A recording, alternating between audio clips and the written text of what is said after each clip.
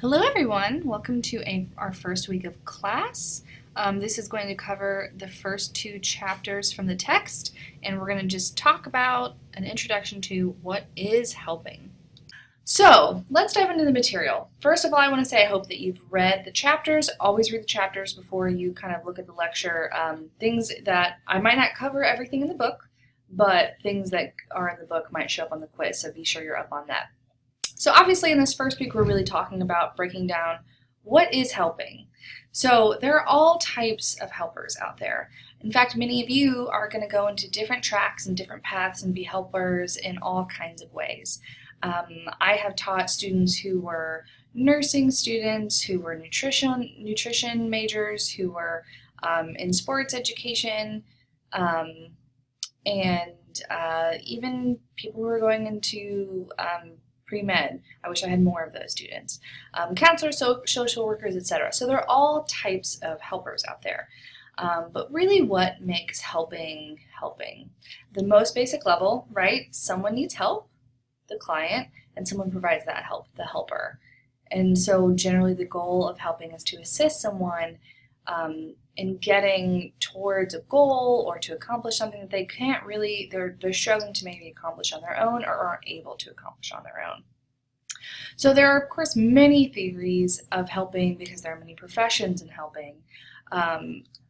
But in this class, we're going to kind of base a lot of our stuff on the common factors. These are things that we know that in all types of helping, the most successful helping tends to have these factors. So this should hopefully not be a surprise to you. Some of you have had other kind of classes in this major, but we're going to start out with the basics. So first of all, the most common factor in successful helping is the therapeutic alliance, just the relationship between a helper and their client. Studies show that that is actually the most powerful factor. Kind of no matter what your theory is, no matter what you do, if you can make that connection with the client, it makes a big difference. And if we think about it, that kind of makes sense. When I go to the medical doctor, for example, and I've had experiences where they've been rude to me, I'm not really interested in, I need their help and I need them to tell me kind of what medicine to take, but I know that I can't ask them questions. I'm not going to get what I need. They're not going to treat me respectfully. The medical doctor is just one example, but we tend to like and take advantage of help more often when we feel respected and we feel seen and heard. So first of all, viewing all clients and all people in helping situations as valuable and building that relationship is the number one thing that you can do. Second, instilling hope. A lot of times people are coming to a helping situation and they are feeling exhausted, they're feeling tired, maybe they're feeling discouraged. Instilling hope can make a huge difference. And sometimes there are different types of helping professions that are maybe less in kind of the counseling and mental health world, and they don't even really think about this concept, or they even think maybe it's weird to tell someone that there might be hope. And there's a difference between instilling hope and telling someone that something will be okay. We can't always promise that things are going to work out the way that our clients want. But instilling hope in some way, in an appropriate way, can make a big difference. And we'll probably talk more about that this semester. Learning. So that's, I think, a pretty basic concept, right? That, someone needs help. There's often something they don't know how to do. In this photo, this is kind of a group doing what in counseling we would call psychoeducation. So one thing in counseling is we might help someone learn about their emotions, learn about their thinking patterns, learn about common emotional reactions that people have. If it were a group of, for example, people struggling with addiction, it might be talking about here are some tools that we know could be helpful for you. So there, oftentimes successful helping involves kind of new information and new insights for the client. And this is a big one, accessing emotion. I think in the book it said emotional arousal, but I think that's a weird term. So accessing emotion. Why is that? So sometimes I think that, therapeutic helping can get a bad rap because people are like, oh, it's so emotional, all those emotions, we don't want to go there. But a lot of the way that people behave and think are rooted in their emotions, sometimes in kind of their, not in their immediate conscious awareness of their emotions too. And so if you can first build a safe space for clients, if you can get them to kind of explore their own feelings, usually a lot of insight will follow that. And we'll talk a lot about that more. But obviously there's a lot there. A lot of times helpers are afraid to go there with clients because emotions can be volatile, right? We don't always understand them. They can come out in a lot of different ways. Sometimes a client's emotions might kind of start to agitate your own emotions. So there's a lot there, and hopefully we can teach you a lot of skills for better engaging with emotions and knowing how to handle them effectively and appropriately. But emotions are going to be a big part of this course. Self-efficacy. Now hopefully you've all heard this term, but self-efficacy is really just the belief in yourself, of knowing that you are capable of accomplishing things. It doesn't have to mean that you think you're Superman or anything, but when you have self-efficacy, you're at least willing to try. So successful helping tends to enhance an individual's self-efficacy, encouraging them to try things on their own. Because in a helping relationship, you can't do it for them. You can encourage them, you can instill hope, you can help them make new connections, but our clients have to do this work on their own, and enhancing their self-efficacy is a big way to help them do that. My dot keeps showing up. It's annoying. Practicing. So what is going on in this photo to illustrate my point? So this is just kind of these two penguins like yelling at each other, and the caption is, there must be a better way. That, there must be a better way to have this conversation. So something that I've done a lot as a counselor is sometimes clients come in and there are tough conversations they have to have, maybe with a boss or maybe with a spouse or a partner or with a child, and they can practice in session with me having that conversation. So practicing skills in a helping relationship that are sometimes can be very helpful because you have the support of the helper. If you already have that working therapeutic alliance, they feel comfortable with you and safe with you, and practicing can kind of help them so that when they're not in the helping relationship, when they're trying to practice that skill without you, they've at least gone through it and they have some type of emotional muscle memory to do it. So practicing things in a helping relationship tends to be pretty beneficial for clients. So what do we want to accomplish in helping? What are the goals? Well, it depends on the person and it depends on the helping situation. But these are kind of the broad strokes, right? So people are coming often to get support and relief, to gain insight, to get feedback, to see things in a new way. And also and I think an important one is number 6, to experience a healthy connection with a helper. Whether or not people realize it, when they're going to get help, I think they're also hoping that it's going to be positive, again, that they're going to feel respected, there's going to be some type of alliance there. But ultimately, it's so important as helpers that we remember, no matter how connected we might feel to our clients with the appropriate boundaries, of course, no matter how invested we are in them being healthy and then finding new insights, they have to do this on their own. Helping doesn't last forever. It is meant to be something that goes on for only a short while, and clients eventually have to be able to do these things on their own. So when we're helping someone, we're always keeping that in mind. We're not there to be a crutch. We're there to help them function in their own life in new, successful ways. And I just like this quote from Hill that I think highlights kind of my philosophy, parts of my philosophy in helping.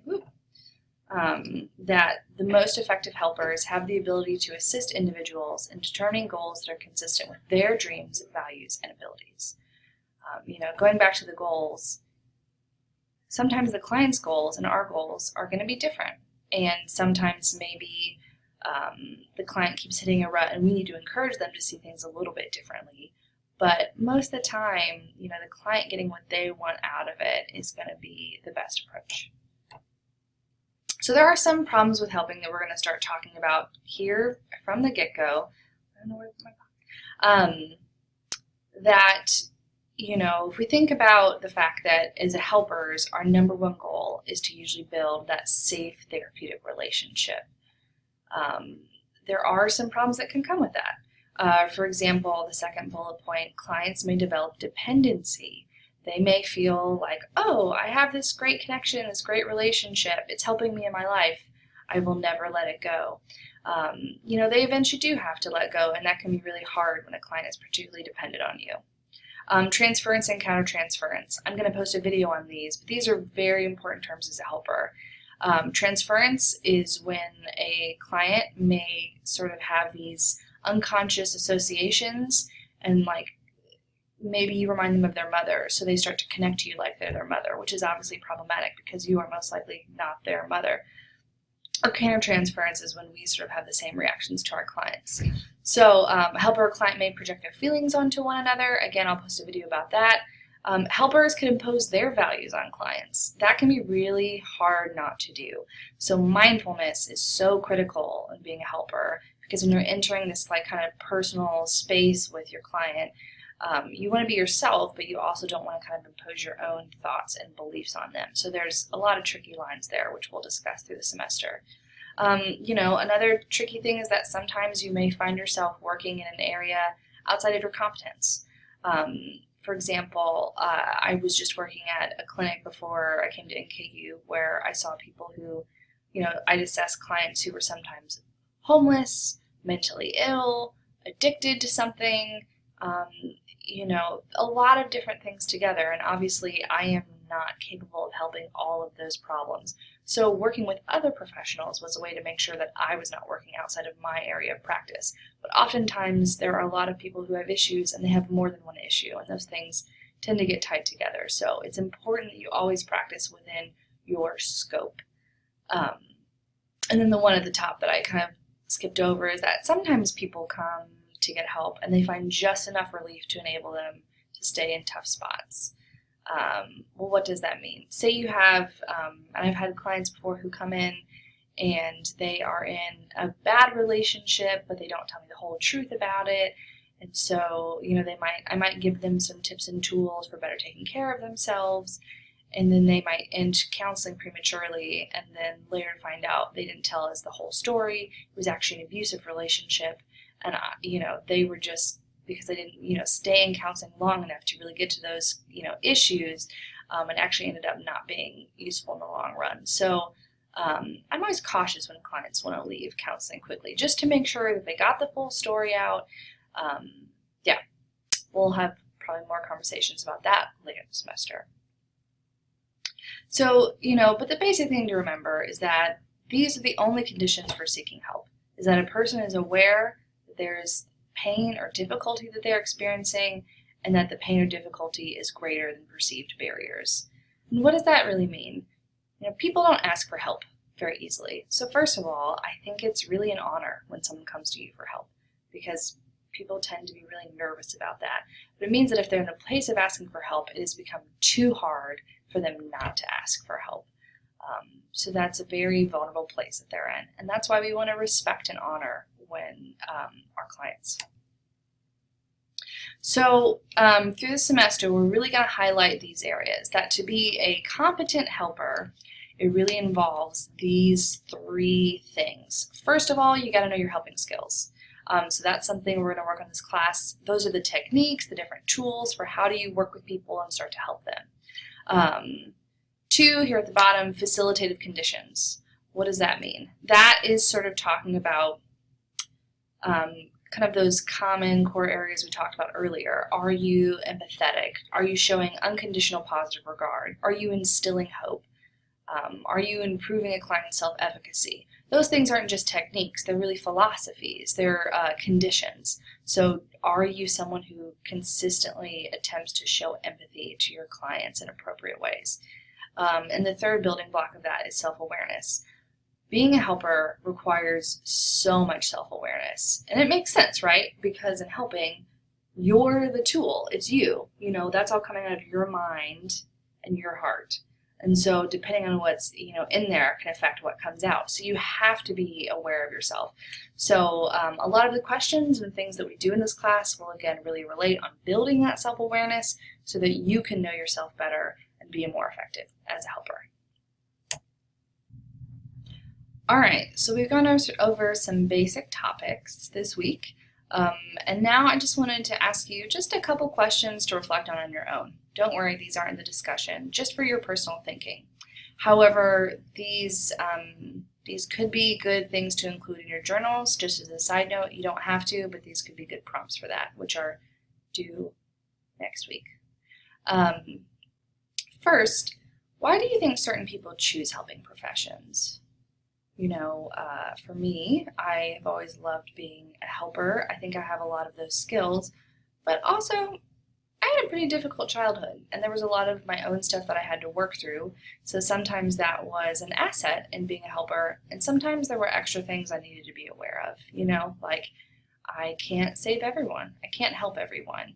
And that was a hard learning experience for me. So there are kind of good reasons that a lot of people become helpers, and sometimes there are blind spots that we have to become aware of. So what do you think about that, and what could it be some of your reasons for being a helper, some of the good reasons, and maybe some of those blind spots? Next, we talked earlier about the therapeutic alliance being so important to helping, but that sometimes that means that clients may become a little more dependent on us than they need to. How would you deal with that? How would you deal with someone who was so grateful for all the good help that you provided for them, but didn't feel like they could do it on their own and wouldn't let go? Yeah. Next, we talked about transference and countertransference, and I would watch the video about it that I post. But what kind of clients might you be more likely to experience countertransference towards? I know for me, anyone that reminds me of a family member or someone that I had an important relationship with in the past, it's often harder for me to see them for them, and instead I'm just kind of imposing my experiences with that other person. So what would that be for you? Just some questions to think about and reflect on in your own helper journey. All right, dun dun dun. Just a couple things to point out. This is my cat Stella, and she wants you to make sure that you're staying aware of any assignments on the horizon. First journal entries are due next week. Again, in the syllabus it says I think they have to be 300 to 500 words, but look at the syllabus, don't quote me on that. And I'll provide some prompts, but basically you just are going to be talking about your own kind of thinking about being a helper. You're welcome to use questions that I pose at the end of different lectures to help you out on that, but I mostly just want to know where you are. It's also a good place if you have any kind of questions as they're coming along, but those are intended to be reflective in nature, so I really want to hear about you thinking about you as a helper in those journals. And also your first quiz is in 2 weeks, so be sure you're doing the reading, because again, topics in the reading that I don't go over in these lectures could still show up. More about the quizzes next week, but just keeping an eye out. That is all for this week. Go ahead and watch the other videos in the module.